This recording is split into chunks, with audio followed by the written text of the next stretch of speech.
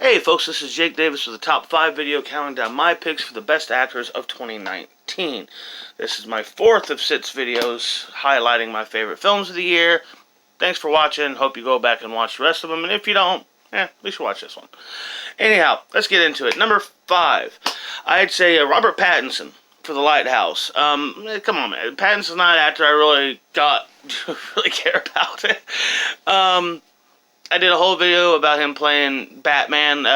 We'll see. I've gotten more enthusiastic about it. I'm interested to see how what he's gonna do, what he's gonna pull off. I've heard people talking about him doing a lot of good stuff in the indie films, particularly for a movie called Good Time, which I haven't seen at all. I know nothing about it. But The Lighthouse was terrific. Great physical performance. I really loved all the like gritty, really nasty kind of dirty job shit he did, and all this kind of like shoveling coal and pushing wheelbarrows. I always like the kind of the grit work in movies and have characters like that, like the fucking like the scenes in Iron Man of Tony Stark tinkering and fucking around with the gadgets and shit. Yeah, we didn't get that stuff in all the sequels. Kind of sucks. But The Lighthouse is just insane film about insane men. I said in my video yesterday talking about Willem Dafoe nominated, and like I said, I really don't even know how to explain this movie because I really don't know what the hell's going on in this movie other than just insane madness. My theory is that they're the same guy, but somehow caught in some kind of purgatory loop. But that's just my theory. Who knows? Because there's a fucking mermaid involved. I have no idea how the hell she's tying in. But yeah, Pattinson was really terrific in it, and it's nice to see him. Nice to see that he is recovering from the Twilight shit, from shovel face, the face sucking bullcat, that kind of stuff. So cringy. Anyhow. Number 4, I'm going to say Asher Angel for Shazam, Little Billy Batson, man. I thought this kid did a terrific job. And look, there's all kinds of guys over the years I thought that could play, would have been good choices for Captain Marvel. I mean, Brendan Fraser would have been a good choice back in the day. Chris Klein, Ryan Reynolds, these guys would have been interesting choices for even Channing Tatum. And Zachary Levi did a terrific job. But to me, what was always important was getting Billy Batson right. If you messed up Billy Batson, you ruin everything. They did a terrific job with Batson creating a really realistic and likable kid, but still troubled without like his personal problems be like really affecting his kidness. He's still very fun and funny and outgoing, and when he gets the powers, of course, he's terrific. But the kid just did a terrific job, and I really appreciate the film trying to deal with issues like child abandonment and foster care in an honest and intelligent way. Child neglect is a serious thing, and it was something they didn't really just stray from it just because they're trying to make a family action movie here. They address it. Billy Batson's parents are bad people, and he's better off without them. And now by the end of the film, he has a family that he really loves. And I'm sorry, the portals scene in Endgame is absolutely great, but my fanboy geek out moment of the year was the fucking Marvel family. Oh man, because I did not know that. I did not see that. I did not know they were going to do that. I mean, kind of hoping against hope, but wow, they went all out, and it was great. That was great.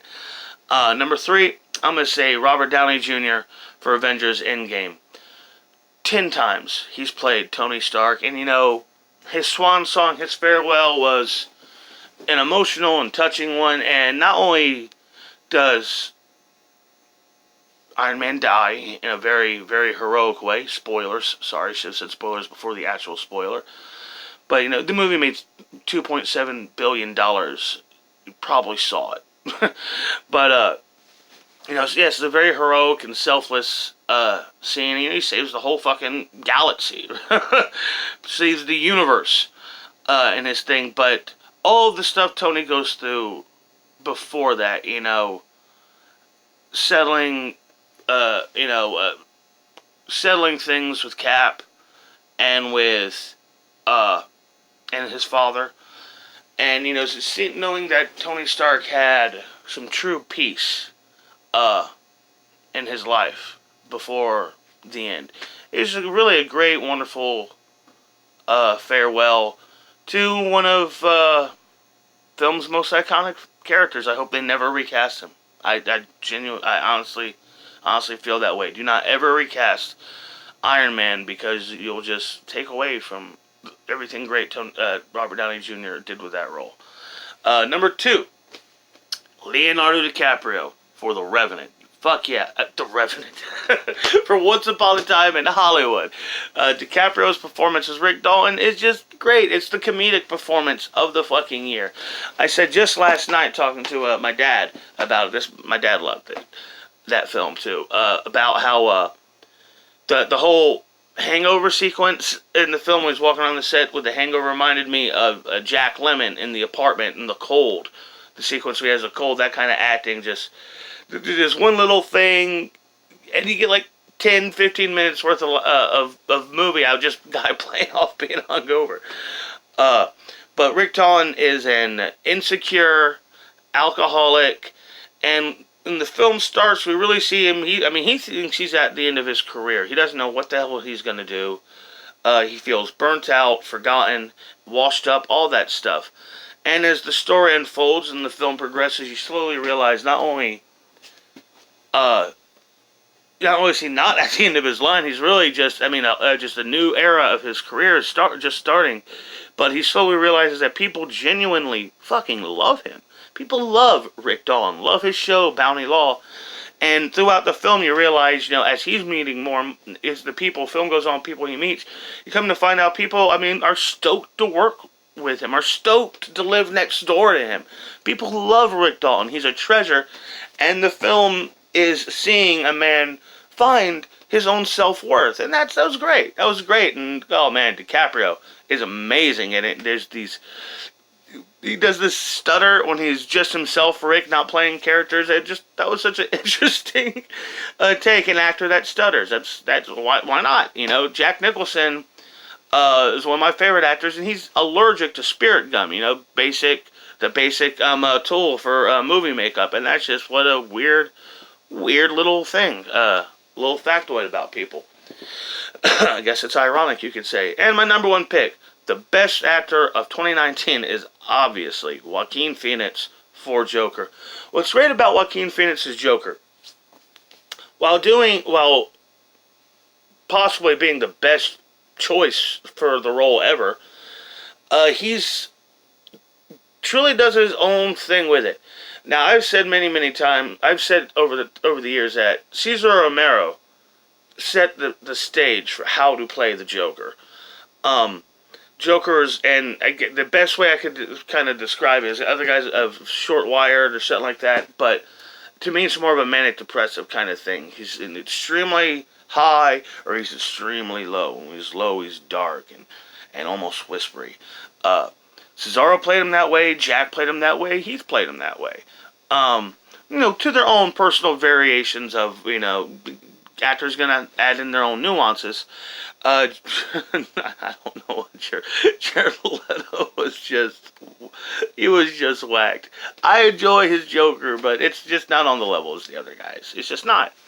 And now Joaquin Phoenix doesn't do any of that. Joaquin Phoenix completely does his own Joker, because this is completely its own Joker. This isn't really the Joker we know from the comics. And then there's the talk of him being sympathetic. I say bullshit. I don't think he's the least bit sympathetic. I think he is slimy and pathetic, and he's his own worst enemy. Yeah, sure, the world around you is fucking horrible, but he's living in this. He wants things to be a certain way in the story. Once he gets the idea that Thomas Wayne is his father, no matter what he sees, how things unfold and who he talks to, he still has that in his mind. His mother was insane. He was physically abused. The state has turned their back on him as far as, helping out mentally ill people and stuff like this. And everyone he meets treats him like dog shit. And while he's trying to be an aspiring comedian, he's not funny. And then there's the situation, as another spoiler here, the girlfriend he gets in the story ends up being completely in his own mind, and he doesn't realize that until he unknowingly breaks into the girl's apartment, thinking he's just going to see his girlfriend, but then she's like, she's terrified, what the fuck you doing in my house? Get away from my kid. It's too early to pour. Too early. Anyhow, those are my picks, man. A lot of people talking about Joaquin Phoenix, Joker possibly getting Oscar nominations.